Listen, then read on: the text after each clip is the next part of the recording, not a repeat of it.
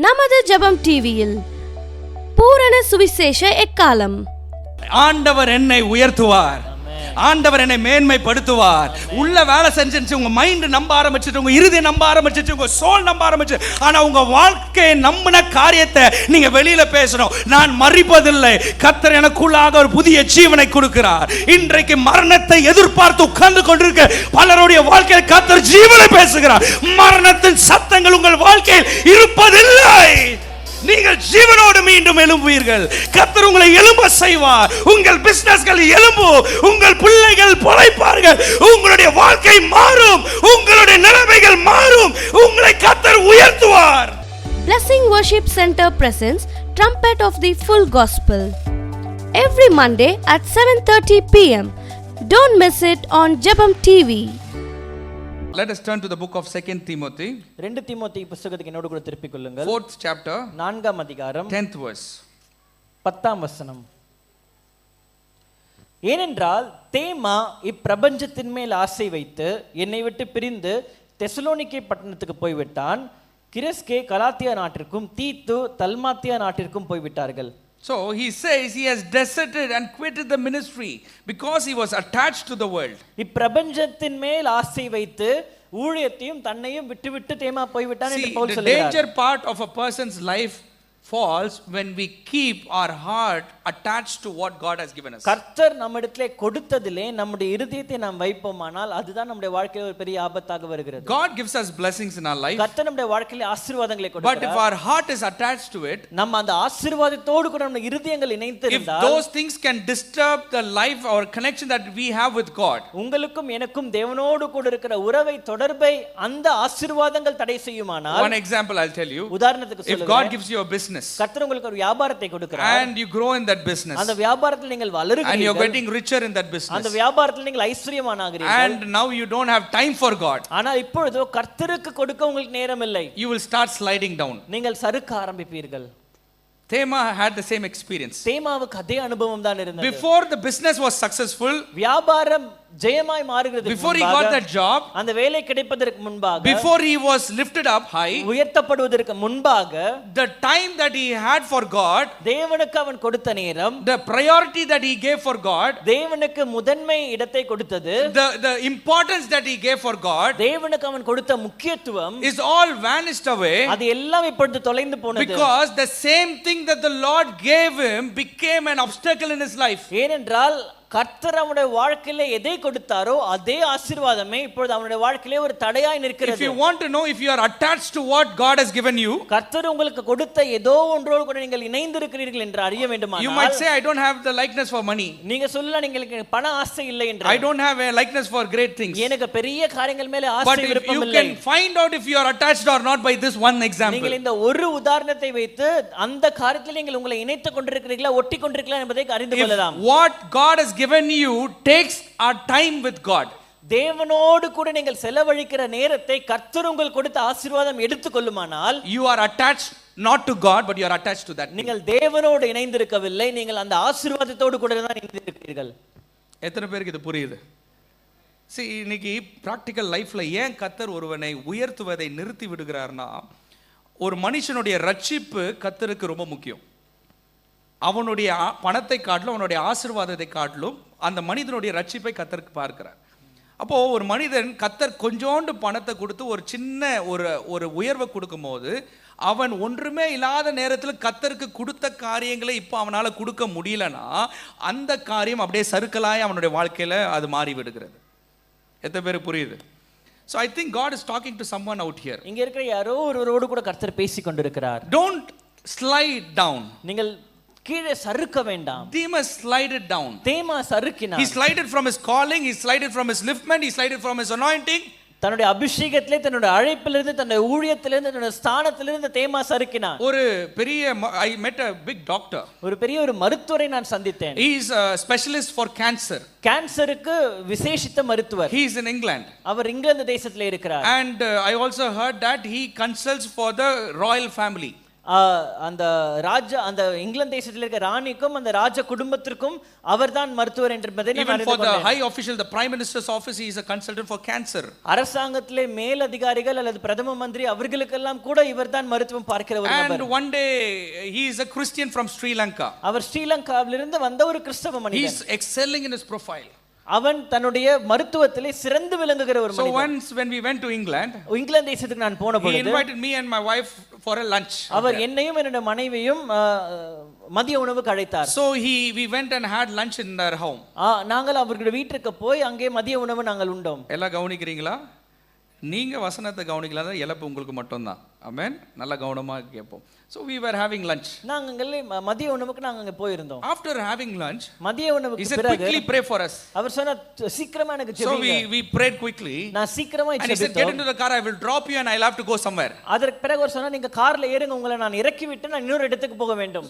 I don't want to describe how he had his house and things. அவருடைய வீடு எப்படி இருந்தது, அவருக்கு இருக்கிற காரியங்கள் எல்லாம் எப்படி இருந்தது என்பதை நான் விவரிக்க விரும்பல. Because I விரும்பல. saw around 30 or 40 rooms in big royal suites in his house. அவருடைய வீட்ல ஒரு 30 40 பெரிய பெரிய அறைகள் எல்லாம் பார்த்தேன். Rooms, bedrooms எல்லாம் பார்த்தோம். And very rich man. நல்ல ஐஸ்வரியவான். He quickly drove the car and dropped us in my wife's brother's house. சீக்கிரமாக எங்களை கார்ல ஏற்றி நம்ம மனைவியோட சகோதரன் வீட்ல எங்களை இறக்கி And he was rushing somewhere. அவர் சீக்கிரமாக போனார். And I asked him, where are you going, நான் uncle? கேட்டேன் எங்க போறீங்க uncle? He said, I have a Bible study in our church. அவர் சொன்னார் என்னோட சர்ச்ல எனக்கு ஒரு பைபிள் ஸ்டடி It is இருக்குது. at 5 p.m. or 6 p.m. sometime, he said. 6 மணிக்கு எனக்கு அந்த Bible So study it's already 5 o'clock. ஏற்கனவே 5 மணி I have to be there first. நான் ஃபர்ஸ்டா அந்த இடத்துக்கு I am போகணும். the one who cleans the church. நான் தான் போய் சபையை சுத்தம் பண்ணி ஆயத்தப்படுத்துவேன். I go before everyone comes. நான் எல்லாரும் வரதுக்கு முன்பாக நான் தான் முதல் ஆளா போவேன். I feel ashamed. எனக்கு அசிங்கமா இருந்தது. A man who is worth millions and millions and millions of dollars. எத்தனையோ கோடிக்கணக்கான டாலர்ஸ்க்கு சொந்தமான ஒரு மனிதன். Greatest man in his cancer profile. அந்த கேன்சர் மருத்துவத்திலே சிறந்த ஒரு மருத்துவர். Who there was no one comparable to him. அவருக்கு இணையான ஒரு மருத்துவர் இல்ல. And this man closes his office and everything and he rushes up at 5 o'clock to go to his gathering at a house. ஒரு சின்ன வீட்டிலே 6 மணிக்கு நடக்கிற ஒரு வேதாகம பாடத்துக்கு போகும்படியாக தன்னுடைய மருத்துவத்தையும் தன்னுடைய வேலைகள் எல்லாவற்றையும் முடித்துவிட்டு அவசரமாக அவர் ஓடுகிறார். This is a man who is not attached to what God has given. கர்த்தர் தனக்கு கொடுத்ததிலே தன்னை ஒட்டிக்கொள்ளாத ஒரு மனிதன். He has everything. தனக்கு எல்லாமே இருக்கிறது. He has everything in his life. தன்னுடைய வாழ்க்கையில எல்லாமே இருக்கிறது. But nothing has attached him to itself. ஆனால் எதோடு கூடவும் அவர் தன்னை ஒட்டிக்கொள்ளவில்லை. Today how are you and me today? இன்றைக்கு நீங்களும் நானும் எப்படி இருக்கிறோம்? If you can say your job makes no time for God, you are attached to your job more than God. உங்களுக்கு வேலை அதிகமா இருக்கிறது, வேலை நிமித்தமா கர்த்தருக்கு நாள் நேரம் கொடுக்கவில்லை என்று நீங்கள் சொல்வீர்களானால் நீங்கள் தேவனோடு அல்ல உங்கள் வேலையோடு கூட நீங்கள் ஒட்டி கொண்டிருக்கிறீர்கள். If a prime minister of United States of America, the President Trump can go to a church and sit on a Sunday morning to attend a service, ஒரு ஞாயிற்றுக்கிழமை காலையிலே தேவ ஆலயத்திற்கு போய் கர்த்தருடைய ஆராதனையிலே பங்கு பெறும்படியாய் அமெரிக்க ஐக்கிய நாடுகளின் ஜனாதிபதியினால் போக முடியுமானால், why can't you and me come down and sit in his church and listen to his word in time? சரியான நேரத்திலே தாமதிப்பதற்கு முன்பாக அவருடைய ஆலயத்திலே வந்து ஆராதித்து தேவனுடைய வார்த்தை உங்களாலும் என்னாலும் ஏன் கேட்க முடியவில்லை? We are sliding down. நாம் சறுக்கி கொண்டிருக்கிறோம். We are sliding down. நாம் கீழே சறுக்கி கொண்டிருக்கிறோம். Demas slided. தேமா சறுக்கினான். He was attached to what God gave him. தேவன் கொடுத்ததிலே அவன் தன்னை ஒட்டிக்கொண்டான். Who will quit? யார் விட்டு விடுவார்? Who will slide? யார் Who சறுக்குவார்? cannot go forward? யாரால் முன்னேறி போக Who will முடியாது? face failures? யாருடைய வாழ்க்கையில இழப்புகளை சந்திப்பார்கள்? Might be not today, இன்றைக்கு இல்லாமல் but இருக்கலாம். he will face failures in life. ஆனால் தன்னுடைய வாழ்க்கையிலே ஒரு நாள் இழப்புகளை Who சந்திப்பார். is he? யார் அவர்? He is the one who puts and attached to what God has given him. தேவன் கொடுத்த ஆசீர்வாதங்களுக்கு முதன்மை இடத்தை கொடுத்து அதோடு கூட தன்னை ஒட்டிக்கொள்ளுகிற ஒரு மனிதன். Next time when you think you have no time for God, அடுத்த முறை கர்த்தருக்கு கொடுக்க நேரம் இல்லை என்று நீங்கள் யோசிக்கும் பொழுது remember Demas. தேமாவை நினைவில் வைத்துக் கொள்ளுங்கள். Remember Demas, தேமாவை நினைவில் வைத்துக் a கொள்ளுங்கள். history warrior, சரித்திரத்திலே ஒரு வீரன் became no one. ஒன்றுமில்லாமல் மாறி I can show you a lot of example. இதே போல अनेक உதாரணங்களை என்னால் காண்பிக்க My முடியும். time is over. என்னோட நேரம் முடிகிறது. I'll just tell the topics headings. நான் தலைப்புகளை மாத்திரம் நான் சொல்லி விடுகிறேன். What makes a person quit? The third reason. ஏன் ஒரு மனிதன் விட்டு விடுகிறான்? மூன்றாவது காரணம். People do not focus on spiritual realities. ஜனங்கள் ஆவிக்குரிய உண்மையை கவனிக்கிறதில்லை. They do not focus on spiritual realities. ஆவிக்குரிய உண்மைகளை ஜனங்கள் கவனிக்கிறதில்லை. Example, Noah. உதாரணத்திற்கு Noah. Noah was once, he was instructed by God to build a ship. ஒரு பெரிய பேழையை கட்டும்படியாக கர்த்தர் நோவாக்கு கட்டளை கொடுக்கிறார். In those days there was no rain over the earth.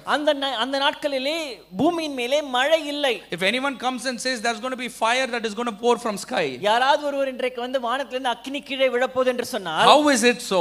அது எப்படியோ, similarly how that those days rain is going to come is a word. அதே போலதான் அந்த நாட்களிலே பூமியின் மேலே மழை பெய்யும் என்று நோவா சொன்னபோது இருந்தது. It was not practical reality. அது செயல்முறையிலே உண்மையான ஒரு காரியம் அல்ல. But Noah believed in the spiritual reality more than the practical reality. ஆனால் ஆவிக்குரிய உண்மையை நோவா உலக பிரகாரமான உண்மையை காட்டிலும் அதிகமாய் விசுவாசித்தார். Who quits? யார் விட்டு விடுவார்? Who believes in physical reality more than spiritual reality? ஆவிக்குரிய உண்மையை விட சரீர பிரகாரமான அல்லது உலக பிரகாரமான உண்மையை நம்புகிற ஒரு மனிதன் தான் விட்டு விடுகிறான். When God says God will lift you up, கர்த்தர் உங்களை உயர்த்துவேன் என்று சொல்லும் பொழுது, you always search for a reason why God should lift you up. ஏன் கர்த்தர் உங்களை உயர்த்த வேண்டும் என்ற காரணங்களை தான் நீங்கள் You will also see how God will lift you up. எப்படி கர்த்தர் உங்களை உயர்த்துவார் என்பதை நீங்கள் பார்க்க You will always மாட்டீர்கள். look back to your background. உங்களுடைய பின்குலத்தை நீங்கள் பார்ப்பீர்கள். See, Noah was a person who didn't even know how rain will look. எப்படி மழை பெய்யும் என்று கூட அறியாத ஒரு மனிதன் Noah. But he believed God. ஆனால் அவன் கர்த்தரை He விசுவாசித்தான். believed in the spiritual reality. ஆவிக்குரிய உண்மையை அவன் The விசுவாசித்தான். third thing why people quit, மூன்றாவது காரணம் ஏன் ஜனங்கள் விட்டு விடுகிறார்கள் because என்றால், they do not believe in spiritual reality. ஆவிக்குரிய உண்மைகளை அவர்கள் நம்புகிறதில்லை. Amen. Amen. First, why people quit? முதலாவது ஏன் ஜனங்கள் விட்டு விடுகிறார்கள்? சொல்லுங்க. Opinion of others. மற்றவருடைய கருத்துக்களை அவர்கள் அதிலே கவலை கொள்ளுகிறதுனால, பிறருடைய கருத்துக்களை அவர்கள் எதிர்பார்ப்பதனால் விட்டு விடுகிறார்கள். Second, why people quit? இரண்டாவதாக ஏன் விட்டு விடுகிறார்கள்? When they are attached to the worldly things more than godly things. தேவ காரியங்களை விட உலக காரியங்களுக்கு தன்னை ஒட்டிக்கொள்வதுதான். Third, why people quit? மூன்றாவதாக ஏன் ஜனங்கள் விட்டு They விடுகிறார்கள்? do not see the spiritual reality. ஆவிக்குரிய உண்மைகளை அவர்கள் காண்கிறதில்லை. Fourth, why people quit? நான்காவது ஏன் அவர்கள் விட்டு They விடுகிறார்கள்? depend on their own strength and ability more than God's. தங்களுடைய சுயபலத்தை சார்ந்து கர்த்தரை சார்வதை காட்டிலும் தங்களுடைய சுயபலத்தை சார்ந்திருக்கிறபடினாலே. Ephesians 6 chapter 10 verse, the Bible says, எபேசியர் 6 அதிகாரம் 10 வசனம் சொல்லுகிறது, be strong in the Lord கர்த்தரில் நீங்கள் பலன் கொண்டிருக்க and his வேண்டும், dominion of his strength. அவருடைய சத்துவத்தின் வல்லமையிலும் நீங்கள் பலப்பட வேண்டும். எதுல பலப்படணுமா? யாருடைய சத்துவத்துல? கர்த்தருடைய சத்துவத்துல. How can you or how will you not quit? நீங்கள் எப்படி விட்டு விடாமல் தொடர்ந்து போராட முடியும்? When a challenge comes in your life, உங்களுடைய வாழ்க்கையிலே ஒரு சவால் வரும்போது, when a great thing is before you, உங்களுக்கு முன்பாக ஒரு பெரிய ஒரு காரியம் when you இருக்கும்போது, believe in your strength, உங்களுடைய சுய பலத்தை நீங்கள் you சார்ந்திருந்தால் feel weak. நீங்கள் பலவீனராய் இருப்பீர்கள். Why? Because you know your capacity is that not so. ஏனென்றால் உங்களுக்கு தெரியும் உங்களுடைய திறன் அவ்வளவுதான். And you give up. அதை நினைத்து நீங்கள் விட்டு But when you விடுவீர்கள். believe in God's capacity, ஆனால் தேவனுடைய வல்லமையை நீங்கள் சார்ந்திருப்பீர்களானால் you will not be weak. நீங்கள் பலவீனராய் இருக்க மாட்டீர்கள். எத்தனை பேருக்கு அது புரியுது? ஏன் ஜனங்க தோர்த்து போறாங்கன்னா, அவங்களுடைய பலனையும் அவங்களுடைய அனுபவத்தையும் அவங்களுடைய ஸ்தானத்தை பார்க்கறாங்க. கர்த்தர் அவங்க வாழ்க்கையில தரக்கூடிய நன்மைகளை அவர்களால் பார்க்க முடியல. You are not able to depend on God's strength. உங்களால் கர்த்தருடைய சத்துவத்தை சார்ந்திருக்க முடியவில்லை. The four things why people quit. நான்கு காரியங்கள் ஏன் ஜனங்கள் விட்டு விடுகிறார்கள்? Opinion of people. மற்றவருடைய கருத்து. Second, இரண்டாவதாக ஏன் ஜனங்க விட்டு விடுகிறாங்க? உலக காரியத்தின் மேல் அவங்க அட்டாச்டா இருக்காங்க. மூன்றாவது ஏன் விட்டு விடுகிறார்கள்? ஆவிக்குரிய இந்த காரியங்களை நீங்க தயவு கூர்ந்து விட்டு விடாதீங்க. இந்த 4 காரியத்தை நீங்க ஞாபகத்தில் வைத்துக் கொண்டால் உங்க வாழ்க்கையில சறுக்குதல் வராது. ஆமென். கர்த்தருடைய வார்த்தை guarantees us success. தேவ வார்த்தை நமக்கு ஜெயத்தை உறுதி செய்கிறதா இருக்கிறது. It says you will win. தேவனுடைய வார்த்தை சொல்கிறது நீங்கள் ஜெயம் கொள்ளுவீர்கள். You are more than a conqueror. நீங்கள் முற்றும் ஜெயம் கொள்ளுகிறவர்கள். It doesn't say you are now and then a conqueror. அந்த ஒரு வார்த்தை நீங்க அப்போ எப்பவாவது ஜெயம் You கொள்ளுகிறவர்கள் are என்று சொல்லவில்லை. always more than a conqueror. அது எப்பொழுதுமே நீங்கள் முற்றும் ஜெயம் கொள்ளுகிறவர்கள் என்று சொல்லுகிறது. நீங்க இருக்கிற ஸ்தானத்துல நீங்க இந்த காரியத்தை பிடிச்சீங்கன்னா நீங்க எதுவுமே செய்ய தேவையில்லை. இது உங்களை உயர்த்த ஆரம்பிச்சிடும். நல்லா ஆமென் சொல்லுங்களேன். If you can hold on to this realities, I can challenge you, the days will come where people will turn back and say, how was it possible through him? இந்த ஆவிக்குரிய உண்மைகளை நீங்கள் பிடித்துக்கொண்டால் நாளொன்று வரும், ஜனங்கள் எல்லாம் திரும்பி பார்த்து இது எப்படி சாத்தியமானது என்று உங்களை கேட்பார்கள். Amen. So I said, what are the 4 reasons why people quit? ஏன் ஜனங்கள் விடுகிறார்கள் என்ற 4 காரணங்களை உங்களுக்கு நான் சொன்னேன். I'm going to end my sermon with 2 things that we need to do to win. நாம் ஜெயம் கொள்ளுகிறதற்கு நாம் செய்ய வேண்டிய 2 காரியங்களை மாத்திரம் சொல்லிவிட்டு நான் முடிக்கிறேன். It's a very simple and a practical thing. இது மிக எளிமையான ஒரு செயல்முறை ஒரு வார்த்தை தான். There was a person called George Muller. George Muller என்ற ஒரு மனிதன் இருந்தார். He is a famous evangelist from England. England தேசத்திலிருந்து ஒரு பிரசித்தி பெற்ற ஒரு சுவிசேஷகர். Once he came across this verse. இந்த வசனத்தை அவர் வாசித்தார். Fight the good fight of faith. அவர் வாசித்தார், நல்ல போராட்டத்தை போராடு. And he got a faith in him. அது அவருக்குள்ளே ஒரு விசுவாசம் வந்தது. He said, I will not depend on money or financial support from anyone. அவர் அதோடு கூட முடிவு செய்தார், எந்த ஒரு பொருளாதார உதவியையும் மற்றவர்களை சார்ந்து நான் இருக்க போகிறதில்லை என்று. In 19th century, it didn't happen very long back. 19வது நூற்றாண்டுல தான் எப்பயோ நடந்த ஒரு காரியம். He said, I'm not going to put my hand towards anyone for help. நான் எந்த ஒரு உதவிக்காகவும் யாரிடத்திலும் போய் நான் கை நீட்ட மாட்டேன் என்று முடிவு செய்தார். And he started an orphanage. அவர் ஒரு அனாதை ஆசிரமத்தை துவங்கினார். And he put a lot of orphan kids inside that orphanage. அநேக பிள்ளைகளை எடுத்து வளர்க்க ஆரம்பித்தார். He does not have any income. அவருக்கு எந்த ஒரு வருமானமும் இல்லை. So he goes every day morning. ஒவ்வொரு நாளும் காலையிலே போய் He makes every morning, afternoon and night. காலை மதியம் இரவு 3 வேளையும் He makes all the orphan children sit in line. எல்லா பிள்ளைகளையும் வந்து வரிசையா உட்கார செய்வார். Not one meal. I'm not talking about just one meal. ஏதோ ஒரு நாள் ஒரு வேளை உணவல்ல. All his life, அவருடைய வாழ்நாள் முழுவதும், in all his orphanages, தன்னுடைய எல்லா விடுதிகளிலும் he did the same thing. இதே காரியத்தை தான் அவர் செய்தார். He gives the plate to every orphan kid. எல்லா பிள்ளைகளுடைய கரங்களிலும் அந்த பிளேட்டை கொடுத்து விடுவார். He says, put your plate before you. உங்களுடைய தட்டை எடுத்து உங்க முன்னாடி வெச்சுக்கொள்ளுங்க. One day morning he said the same. ஒரு நாள் காலையில அதை தான் அவர் சொன்னார். And the kids, all the hundreds of kids put their plate before them. நூற்றுக்கணக்கான பிள்ளைகள் தங்களுடைய தட்டை வைத்து உட்கார்ந்து கொண்டிருக்கிறார்கள். And he said, I'm going to lead you in prayer. அவர் சொல்றார், உங்களை ஜெபத்துல நடத்த போகிறேன். God is going to bring you a beautiful breakfast for you. கர்த்தர் உங்க எல்லாருக்கும் அழகான ஒரு காலை உணவை கொடுக்க போகிறார். Because the staffs and George Muller knows nothing is there inside the kitchen. George முல்லருக்கும் அவர் கூட இருக்கிற மற்ற பணியாளர்களுக்கும் தெரியும் கிச்சன்ல ஒன்றுமே இல்லை. So George Muller starts the prayer. George Muller ஜெபத்தை ஆரம்பிக்கிறார். And George Muller says a small prayer. அந்த ஜார்ஜ் முல்லர் ஒரு சிறிய ஜெபத்தை செய்கிறார். Lord, ஆண்டவரே, we are there before you. உமக்கு முன்பாய் நாங்கள் வந்திருக்கிறோம். Please give us the breakfast. எங்களுக்கு அந்த காலை உணவினை தருவீராக. Thank you for the breakfast. நீர் கொடுத்த காலை உணவுக்காக நன்றி. In Jesus name I pray. இயேசுவின் நாமத்தினாலே ஜெபிக்கிறேன். Amen. Amen. The moment he finished the prayer, அவர் ஜெபத்தை முடித்த உடனே in his door there was a knock like this. அவருடைய கதவை யாரோ ஒருவர் தட்டுகிறார். And he said, go out. The breakfast is ready. அவர் சொன்னார், போய் கதவை திறந்து பாருங்க, காலை உணவு வந்துச்சு. So the staff goes and opens the door of the orphanage. பணியாளர்கள் போய் அந்த வீட்டினுடைய கதவை திறக்கிறார்கள். And the moment he opened the door, அந்த கதவை திறந்த உடனே there was a baker, the local baker. அந்த பகுதியிலே இருந்த ஒரு பேக்கரி வைத்திருக்கிற ஒரு மனிதன். He said, அவர் சொன்னார், I brought breakfast for all the orphan kids, the breads. இங்க இருக்கிற எல்லா பிள்ளைகளும் காலை உணவாக நான் பிரெட் கொண்டு வந்திருக்கிறேன். And he asked, why did you bring? அவர் கேட்டார், ஏன் கொண்டு வந்த? Today morning, early morning, 2 o'clock. இந்த அதிகாலை 2 மணிக்கு I was sleeping. நான் தூங்கிக் கொண்டிருந்த பொழுது, and I was sleeping, நான் தூங்கிக் கொண்டிருந்தேன். And suddenly God woke me up.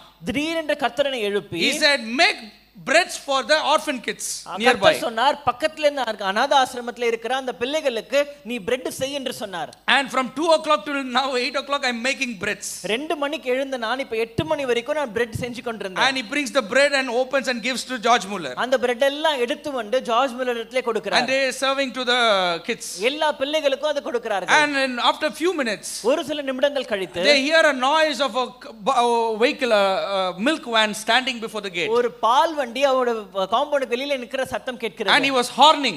அவங்க அந்த ஹார்ன் அடிச்சு கொண்டிருக்கிறாங்க. And George Muller says, go and see what is happening out. George Muller சொல்றார், போய் பாருங்க என்ன வெளியில நடக்குது. So they went out and saw, அவங்க வெளிய போய் பார்த்த பொழுது, the milk van which was going for a milk factory. ஒரு மில்க் அந்த பால் ஃபேக்டரிக்கு போய் கொண்டிருந்த அந்த பால் வண்டி, when it crossed the gate of George Muller, George Muller அந்த ஆசிரமத்தின் அந்த கேட்டை தாண்டும் பொழுது, the vehicle broke down. அந்த அந்த அந்த வண்டி செயலிழக்க, and the vehicle was not moving forward. அந்த வண்டியினாலே முன்னாக போக முடியவில்லை. And in another 20 minutes he doesn't go and reach the factory. இன்னொரு 20 நிமிஷத்துல போய் அங்க சேராவிட்டால், the milk will get spoiled. அந்த பால் கெட்டு போய்விடும். So he comes in, he horns and says, is anyone there inside? ஆகவே வந்து அவர் கதவை தட்டி அவர் சொல்றார், இந்த இடத்துல யாராவது இருக்கீங்களா? And the staff goes and says, yes, it is an orphanage. அவங்க சொல்றாங்க ஆமாமா இது ஒரு அநாதை And ஆசிரமம். he says, can you please help me to remove the milk from this and take it to your orphanage? இந்த பால் எல்லாம் எடுத்து உங்க பிள்ளைகளுக்கு கொடுக்க எங்களுக்கு உதவி செய்வீங்களா The people here inside the orphanage, the people are sitting with, the kids are sitting with one plate and one tumbler. அங்க உள்ள பிள்ளைகள் எல்லாம் ஒரு தட்டும் ஒரு கிளாஸும் வைத்து கொண்டு God has already filled the plate. அந்த தட்டை கர்த்தர் நிரப்பி The விட்டார். glass was ready to be filled. அந்த கிளாஸ் வந்து ஆயத்தமா இருக்குது And the நிரப்பப்படும்படியாய். van before standing for the glass to be filled. அந்த கிளாஸ் நிரப்பப்படும்படியாய் வேன் ஆயத்தமாய் வெளியில This did நிற்கிறது. not happen one time. இது ஒரு முறை அல்ல. It happened all the days of George Muller. George முல்லருடைய வாழ்க்கையின் ஒவ்வொரு நாளும் இப்படிதான் நடந்தது. You know, he feeded in his lifetime 10,000 kids in orphanage. அவருடைய அநாதை ஆசிரமத்தில் இருக்கிற 10,000 பிள்ளைகளுக்கு அவர் தினந்தோறும் போஷித்தார். Go home and read about George Muller. நீங்க வீட்டுக்கு போய் அவரை குறித்து வாசித்து Every பாருங்க. day he was feeding 10,000 orphan kids without 1 rupee. ஒவ்வொரு நாளும் ஒரு ரூபாய் கூட இல்லாம 10,000 அநாதை பிள்ளைகளுக்கு அவர் ஆகாரம் கொடுத்தார். He started around 117 schools around the world. உலகம் முழுவதிலும் 117 பள்ளிகளை ஆரம்பித்தார். Go and see a school which is nearby us. இங்க பக்கத்துல இருக்கிற பள்ளியை கூட போய் பாருங்க. Go and see a lot of schools, MCC to every other schools. நீங்க MCC போன்ற மற்ற எல்லா பள்ளிகளை போய் பாருங்க. Who was that man of faith? யார் அந்த விசுவாசத்தின் மனிதன்? George Muller. George Muller. God was able to provide George Muller with what he needed all his life. தன்னுடைய வாழ்நாள் முழுவதும் அவருக்கு என்ன தேவையோ அதை எல்லாம் கர்த்தர் ஜார்ஜ் முல்லர் கொடுத்தார். I'm asking you, நான் உங்களை கேட்கிறேன், can't you trust God? உங்களால கர்த்தரை நம்ப முடியாதா? Can't you trust God? உங்களால் கர்த்தரை நம்ப முடியாதா? Can't God trust you?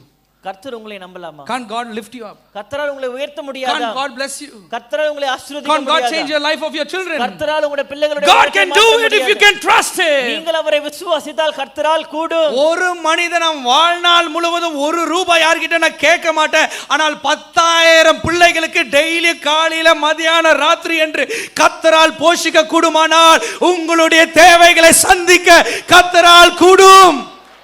Hallelujah. Where is our faith on God? தேவன் மேலே நாம் வைத்திருக்கிற விசுவாசம் எங்கே? Why do you trust in you when it comes to great things? நீங்கள் ஏன் உங்களுடைய பலத்தை சார்ந்திருக்கிறீர்கள்? Amen. What needs to change in us? நம்முடைய வாழ்க்கையில என்ன மாற வேண்டும்? Only 2 things needs to change. இரண்டு காரியங்கள் இந்த தான். ரெண்டு காரியம் மாறிட்டனாலே போய்டும். Your life will change. உங்க வாழ்க்கை மாறும். அந்த ரகசியம் என்னன்னு தெரியுங்களா? Bible beautifully says, வேதம் அழகாக சொல்லுகிறது. in Romans 12th chapter, ரோமர் 12ஆம் அதிகாரம் 2nd verse. 2ஆம் வசனம். Let us read it together. ரோமர் 12ஆம் அதிகாரம் 2ஆம் வசனம். நீங்கள் இந்த பிரபஞ்சத்திற்கொத்த வேஷம் தெரியாமல் தேவனுடைய நன்மையும் பிரியமும் பரிபூர்ணமுமான சித்தம் இன்னதென்று பகுத்தறியத்தக்கதாக உங்கள் மனம் புதிதாகிறதுனாலே உங்கள் மனம் renew your mind. உங்களுடைய மனதை நீங்கள் புதிதாக்க வேண்டும். சொல்லுங்க, renew your என்னுடைய மனம் புதிதாக வேண்டும். எல்லாம் புதிதாயிட்டு உங்க மனம் புதிதாகலனா உங்களால் ஒண்ணுமே பார்க்க முடியாது. Renew your mind. உங்களுடைய மனதை நீங்கள் புதிதாக்க வேண்டும். Renew your mind. உங்களுடைய மனதை நீங்கள் புதிதாக்க வேண்டும். What happens when you renew your mind? உங்களுடைய மனதை நீங்கள் புதிதாக்கும் பொழுது நடக்கிறது என்ன? You give your thoughts, உங்களுடைய எண்ணங்களை எல்லாம் you give it to God, நீங்கள் அதை தேவனிடத்திலே கொடுக்கிறீர்கள். and you take God's thoughts தேவனுடைய எண்ணங்களை எல்லாம் எடுத்து and keep it inside you. உங்களுக்குள்ளே நீங்கள் வைக்கிறீர்கள். இதுதான் renewing your mind. சிம்பிளா நான் உங்களுக்கு புரியுற போல சொல்றேன். உங்கள் எண்ணத்தை எடுத்து ஆண்டவரிட்ட கொடுத்துட்டு ஆண்டவருடைய சிந்தனையில் இருக்கிற எண்ணத்தை எடுத்து உங்க சிந்தனைக்குள் வைப்பது. ஆமென். Renewing your mind is that. அதுதான் உங்களுடைய மனம் புதிதாகிறது. Problem when how will God think? எப்படி கர்த்தர் யோசிப்பார்? யோசுவா பார்த்து சொல்லுகிறார், இந்த I have given you Jericho into your hands. எரிகோவை உன்னுடைய கரத்திலே கொடுத்து விட்டேன். But the gates of Jericho also is not opened. ஆனா எரிகோவின் மதில் சுவர்களுக்கான வாசல் கூட திறக்கவில்லை. You go home and read about Jericho's portion. நீங்க வீட்டுக்கு போய் அந்த எரிகோவை குறித்த பகுதியை The Holy Spirit has beautifully written. பரிசுத்த ஆவியானவர் அழகாக எழுதியிருந்தார். When God says to you, Joshua, கர்த்தர் யோசுவாவிடத்திலே சொல்கிறார், I have already given Jericho into your hand. எரிகோவை உன்னுடைய கரத்திலே கொடுத்து விட்டேன். And the Bible says, ஆனால் வேதம் சொல்கிறது, the gates of Jericho was locked. எரிகோவின் வாசல் கதவுகள் அடைக்கப்பட்டிருந்தது. பாருங்க, அதை குறித்து நான் விவரிக்க நேரம் இல்லாதனால ஷார்ட்டா சொல்றேன். ஆண்டவர் சொல்றாரு கொடுத்துட்டேன்றாரு, ஆனா கேட் கூட திறக்கலையா. வசனத்துல எழுதி இருக்கு. ஏன் அது எழுதி இருக்குன்னா, கேட் உலக பிரகாரமா லாக் பண்ணிருக்கு. ஆனால் ஆண்டவர் கொடுத்துட்டேன் என்று சொல்லும் போது ஏற்கனவே அவர்கள் ஜெயம் பெற்று நடக்க போகிற காரியத்தை ஆண்டவர் முடிவை பார்க்கிறார். ஆமென். நீங்க தொடக்கத்துல இருந்து முடிவை பின்னாடி பாக்குறீங்க, ஆண்டவர் முடிவுல இருந்து தொடக்கத்தை பார்க்கிறார். You see from the beginning the end, and God sees from the end the beginning. நீங்க ஆரம்பத்திலிருந்து முடிவை பார்க்கிறீங்க, ஆனால் கர்த்தரோ முடிவை பார்த்துவிட்டு ஆரம்பத்திற்கு வருகிறார். That's why the Bible says, ஆகவே தான் வேதம் சொல்லுகிறது, greater is he who is in you.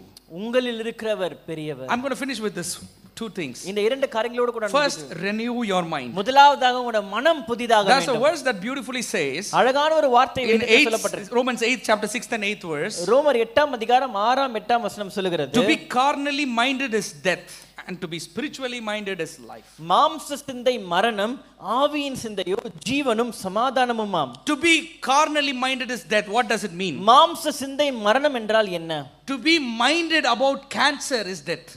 கேன்சரை குறித்து நாம் யோசித்துக் கொண்டிருப்பது மரணம். To be minded about TB is death. டிபியை குறித்து யோசித்துக் கொண்டிருப்பது மரணம்.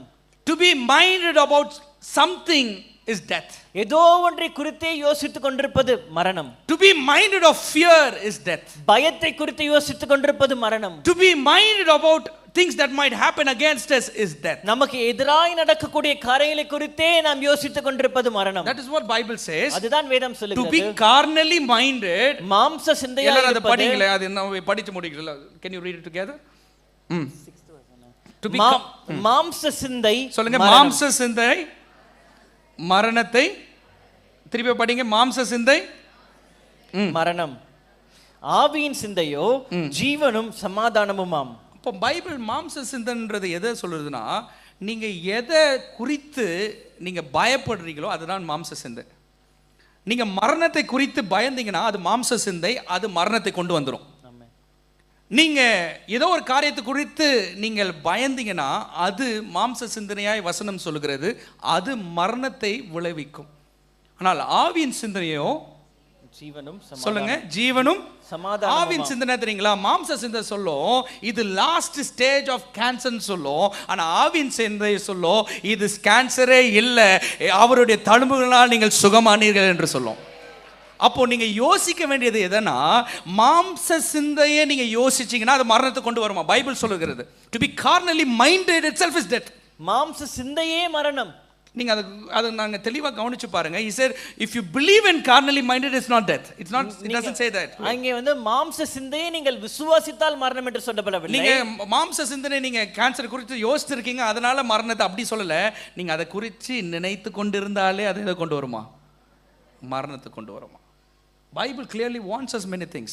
வேதம் நமக்கு अनेक காரியங்களை எச்சரிக்கிறது. Okay, so our mind should change. நம்முடைய மனது புதிதாக வேண்டும். And what is the second thing, that the final thing that has to change? நம்ம வாழ்க்கையிலே மாற வேண்டிய அடுத்த காரியம் என்ன? Is our confession. நம்முடைய அறிக்கைகள். முதலாவது எது நம்ம வாழ்க்கையில மாறணும்? நல்லா சொல்லுங்க, மனம் மாறணும், என் சிந்தனை மாறணும்.